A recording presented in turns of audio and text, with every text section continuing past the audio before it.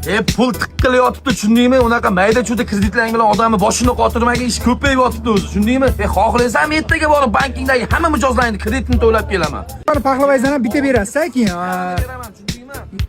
Nimaga boshliq mana shu odam shekilli tanish olsam bo'lar ekan. Muomala bo'lsa, choy tekin bo'lardi. Har kun kelib turardim, onang. Boshimni qotirasan. Assalomu alaykum. Yaxshimisiz? Gapingizni eshitib qolmay turdim. Bayt boshliq sizmisiz aka? Yo'q aka, oddiy ishchiman. Oddiy ishchi bo'lib turib qancha oylik olasiz aka? 8 million oylik olaman aka. Xudolik 8 million. Aka, zo'r ekan oyligingiz. Ammo so'raganda ayb yo'q. Endi hammada ham nafs bor-ku. Anaqa divizioniyalar bo'lib turadim bayda ham aka. Har 10 ta karachchi oyda 3 tasi cho'ntakka kirib ketadi. Yo'q, hech o'zimiz ekansiz aka. Shunaqa, shunaqa. Yana. Shu bir kunda qarindosh urug'larga 50 ta saboyga cho'y chiqarib Voy turadi. aka, tiqini yorgan ekansiz, lekin gap yo'q. Bo'ldi, ana boshliq kim aka bayda? Boshliq ash orqa tomonga o'tsangiz bitta do'ppi kiygan aka bor. Ash kishi boshliq bo'ladi. Aka, ishlaringiz rivoj, charchamang. Boshliq bilan ko'rishib ketay. Mayli aka.